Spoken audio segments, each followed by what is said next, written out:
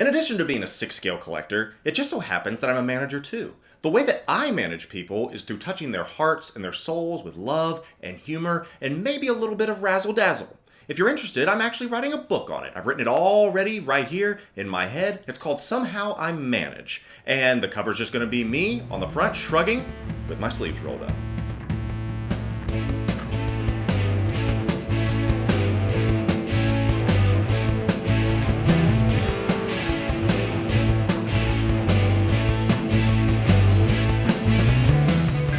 Yes, if you haven't figured it out already, that is from the US version of The Office when Michael Scott goes out with his crew to happy hour. Hi, I'm Date Mike. Nice to meet me. How do you like your eggs in the morning? Meets Donna and tells about the book he's writing called Somehow I Manage. So with the ever-expanding line of figures and new collectors coming into the hobby, I thought that this video would be timely and appropriate to give you 3 critical areas to focus on or manage to help your 6-scale collecting be that much smoother. But of course, before we get into that, I wanted to say thank you to everyone that made our last video such a success. As I've told you before, we are on a quest for 2,021 subscribers, and as of right now, we are over 1,300. So that being said, thank you everyone that liked, commented, subscribed if you're new to the channel, and if you are watching this right now, and I know there's plenty of people out there that do watch and do not subscribe, do me a favor, hit that subscription, hit that notification so that you know when new videos and new content is produced. As you can see, I'm willing to go all out. I'm getting myself into little costumes to try to make these videos a cut above the rest. 6-scale collecting should be fun. After all, it's a hobby, right? But if you're not properly managing your collection, you could end up buying things you don't really want, wasting money, burning out on the hobby, and overall having your expectations subverted in a negative way. So as I mentioned, here are 3 focus areas for you to consider and to help manage your collection with some tips and pointers along the way. So number 1 is somehow I manage expectations.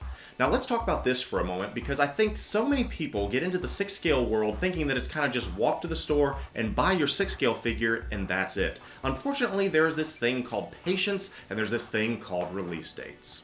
Now as of this recording, Sideshow Con is currently going on as well as the Summer Showcase in Hong Kong, so all these new figures are being revealed and released and people are losing their minds saying, I cannot wait to have X figure. But here's the thing you always have to keep in mind, that these are announcements of figures that are eventually going to come. It does not mean that tomorrow these figures are going to be released. So you may be super hyped on a figure, such as the Boba Fett with the Throne Deluxe from The Mandalorian. I know a lot of people are really excited about that, but you need to understand that this is probably 18 months from being out on your shelf. There is a process to this, and there is a rhyme and reason to all of it. There is the announcement, as I've said before, then there's the production, there's the fine-tuning of getting it all situated and ready for actual release and for production, and because these are works of art, this sometimes takes a little bit of time. So one of the things I can not stress enough is that please make sure to manage your expectations when it comes to release dates. Find the figure that you want to have and get excited about, but know that you probably will not be seeing it for over a year. Also in the manner of managing your expectations is managing your expectations about the releases themselves.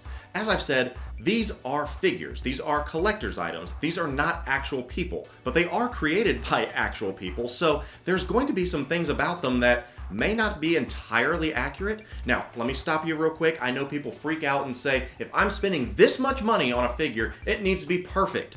But just like anything, it does not matter. I've heard it said before, you can have the most amazing product, such as $1 million sports car, and there are things that do not pass the QA expectations and on the QA quality assurance screening. So know and understand that when these figures are actually released, don't lose your mind if some detail is not exactly as you wanted it to be. So wrapping up, number 1, managing your expectations can ease an incredible amount of stress and frustration. Now, number 2, somehow you need to manage your pre-orders. Now, this is one that is extremely difficult for people to grasp. Whenever something is announced, it eventually goes up for pre-order. Just like I said in our last point, people are at Sideshow Con, people are at the Summer Showcase, all these figures are released, and it says you can pre-order this and have your very own version, in 18 months. Now, with that being said, there's an opportunity for us to sometimes overbuy on our pre-orders because we have no idea when they're coming out, and you don't realize that simply a non-refundable deposit is all that is needed to secure your version. Now, while that is super easy to put your deposit down, sit it and forget it, wait 18 months and then have a figure, if we're not careful, you can end up overbuying when all of these end up releasing at the same time. So here's something that I highly recommend. Perhaps there's something that you could do, such as a spreadsheet of tracking your releases. Whenever you go and get a pre-order, have your calendar year from January to December mapped out so that whenever you have an estimated release date, because keep that in mind, all these figures are estimated releases. Let's say, for example, one is coming out in April. Go ahead and mark that down. So then once you get ready to pre-order another figure, say, okay, I'm going to pre-order this one. And if you look and see that on your sheet that, wow, I have a lot of pre-orders that are coming out in April, ask yourself this question. Can I afford to pay all those pre-orders off as well as the actual orders once they come in by that time?